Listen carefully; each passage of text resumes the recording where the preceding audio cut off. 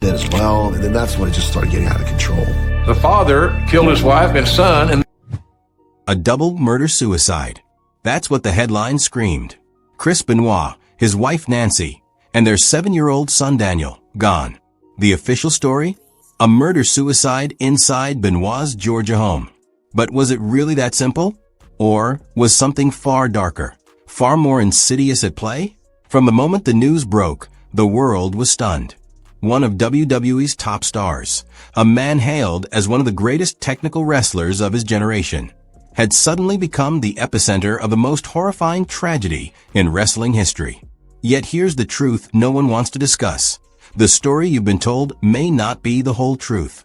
What happened inside that house on June 25, 2007, was swiftly wrapped up, handed to the press, and buried beneath a neat label: double murder-suicide.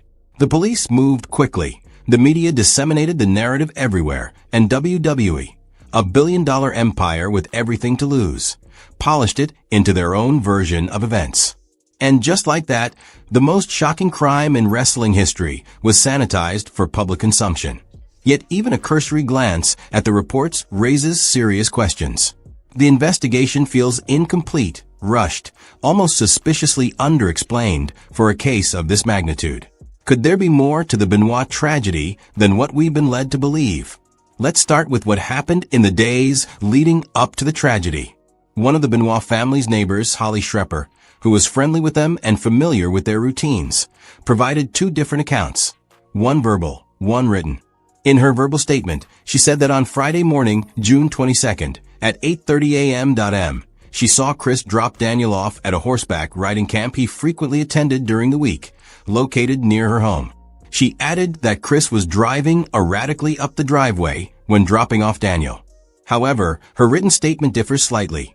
Instead of driving recklessly, Holly wrote that Chris stopped at the end of the driveway.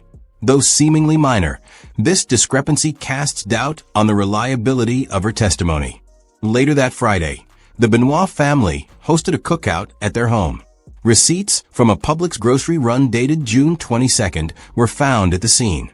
Then there's a significant alleged incident described by fellow wrestler and close friend of Chris, Chavo Guerrero.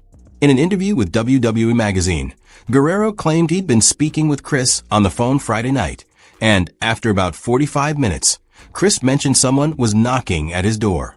Guerrero said he then heard what sounded like a scuffle before the call abruptly cut off. While there's no concrete evidence, this phone call... Okay, great. Say, okay, man. And he goes, Chavo. I go, yeah? And he goes, I love you. And I'm like, okay, brother, I got... It introduces a compelling element of mystery. The timeline then suggests Chris prepared to end his life, seemingly confirming the murder-suicide narrative. But the text message he allegedly left lacked the raw emotion and despair one would expect from someone contemplating such a drastic act. Instead, it read as clinical, detached, almost rehearsed. Then, consider the knock on the door. It implies an element of deception, a deliberate attempt to gain entry under false pretenses, undermining the idea of a purely internal, self-contained tragedy. And let's not overlook the seemingly minor detail about the dogs. The text message indicated they had been secured, yet officers found them loose, a critical breach of protocol. There's also the matter of Chris's body, initially described as upright, later accounts shifted to hanging. A minor discrepancy, perhaps, but it points to a lack of clarity and consistency in the observations made at the scene. Dried blood was noted on his nose and fingers, but then seemingly disappeared. How can crucial forensic evidence simply vanish? The decision to transport the bodies before collecting forensic samples proved disastrous. Was this mere oversight, incompetence, or something more sinister? Unexplained abrasions on Chris's legs, foot, arm, and hand demand answers. The torn towel around his neck, taped together, raises profound questions about the circumstances of his death. Did he tape it himself? If so, why? And why wasn't this significant detail reported earlier? The discovery of a suicide note, seemingly confirming the murder-suicide narrative, felt almost too convenient. Chris had purchased alcohol and food for a cookout, with receipts to prove it, confirming preparations were underway. Yet no DNA testing was performed on the empty containers. Why not? What were they trying to hide? The presence of steroids and painkillers prescribed to Nancy further complicates the picture. And what about the internet's role? The theory implicating Kevin Sullivan, Chris's former friend and a veteran wrestler, emerged as one of the most persistent. Kevin and Nancy shared a complicated history. Religious themes, satanic undertones, all contribute to a narrative that is both compelling and horrifying. Photos found in Nancy's safety deposit box revealed injuries to her face, painting a picture of a woman who had endured violence in the past. Investigators concluded these injuries were unrelated to Chris, but that raises a critical question. Who inflicted them? And what was Nancy? It was a particularly brutal and vicious murder. It was something that showed some sign of real rage. Chris was just this gentle. Pam Clark, Nancy's friend, and Sandra Topolini, her sister, described a pattern of marital strife, arguments over money and insurance, rumors of infidelity. Nancy's fear of Chris's unfaithfulness, coupled with the discovery of a second, disposable burner phone at the scene, paints a portrait of a woman living in constant anxiety and fear. Let's also examine the family's deep ties to professional wrestling, a world often shrouded in secrecy and intrigue. Now, consider Chris Benoit's mental state. A man suffering from CTE is not himself. The knock on the door, an undeniable hint of possible external involvement. The conflicting timelines, the seemingly improbable coincidences, all weave together into a disturbing tapestry of unanswered questions. The police report itself became a document of confusion, a testament to a flawed investigation. It's not merely about what happened, but about why so many things went wrong, why evidence was mishandled, and why so many inconsistencies remain unresolved. This is a question we must answer if we truly value the lives and dignity of those who entertain us. The emergence of this new footage isn't just about revisiting a tragedy. It's about confronting a systemic problem within professional wrestling. For decades, the industry has prioritized spectacle and entertainment over the well-being of its performers. The demands placed on these athletes, the relentless travel, grueling training schedules, and pressure to perform at a superhuman level, exact a heavy toll, not only physically, but also mentally and emotionally. The expectation to embody a larger-than-life persona, to project an image of strength and invincibility, can be especially damaging, particularly for individuals already grappling with underlying vulnerabilities. Chris Benoit, a highly respected and intensely dedicated wrestler, embodied this duality.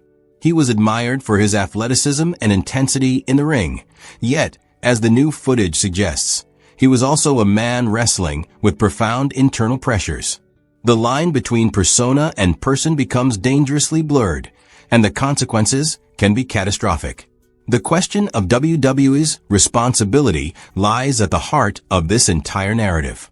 While the company has consistently claimed it was unaware of the full extent of Benoit's struggles, the new footage, combined with prior reports and anecdotal evidence, paints a more complex picture.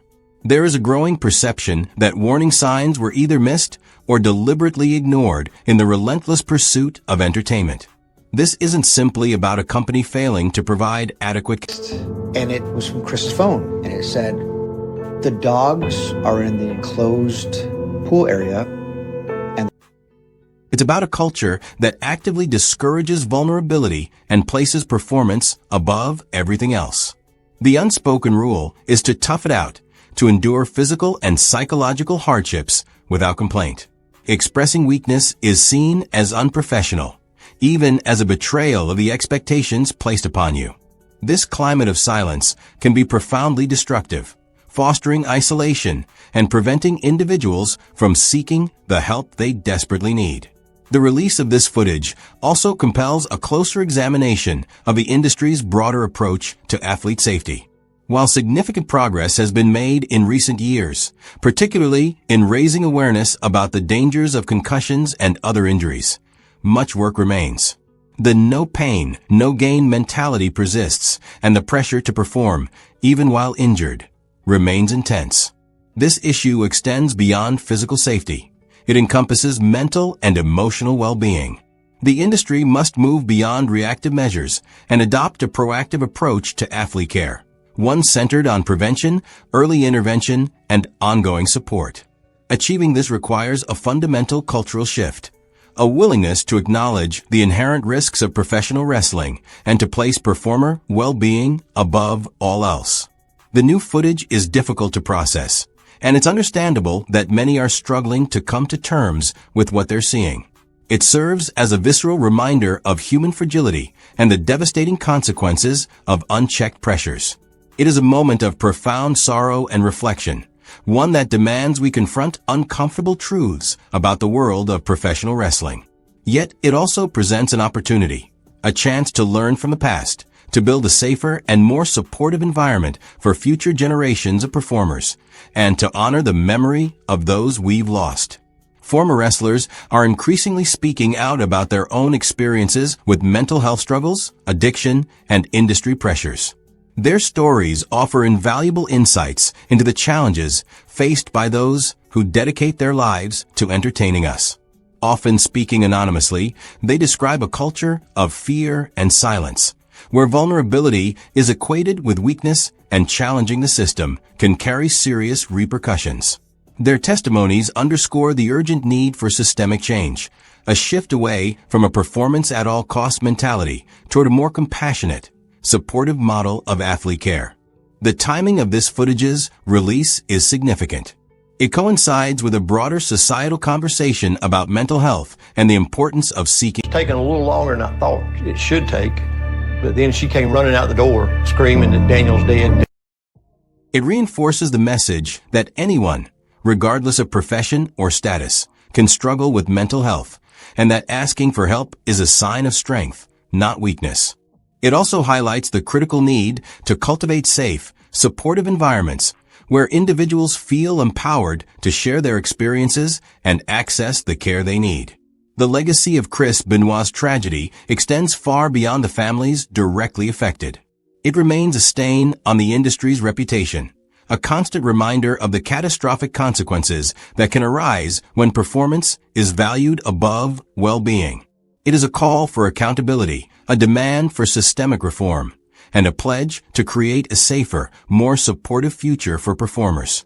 Though deeply disturbing, this new footage acts as a powerful catalyst for change, sparking a long-overdue conversation about the challenges professional wrestlers face and the urgent need for structural reform.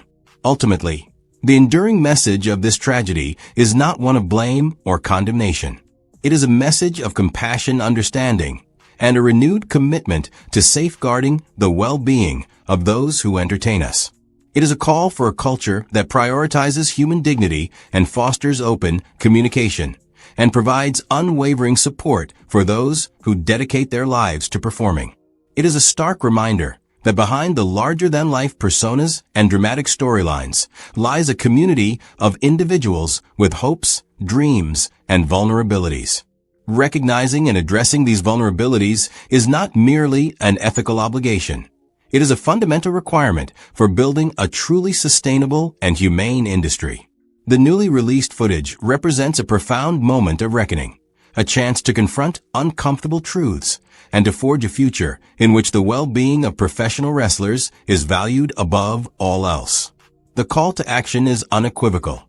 Let us honor the memory of those we have lost by creating a world where their struggles are never forgotten and where their vulnerabilities are met with compassion and steadfast support. This new footage forces us to confront a fundamental question. Are we willing to accept a system that sacrifices human well-being on the altar of entertainment? Chris Benoit's tragedy is not just a stain on professional wrestling. It is a mirror reflecting a culture that demands superhuman feats while ignoring the very human costs. Until we prioritize mental and emotional health, foster transparency, and acknowledge the systemic pressures that contribute to such devastating outcomes, the echoes from that Georgia home will continue to haunt the industry, a perpetual reminder of the price of silence and our enduring responsibility to protect those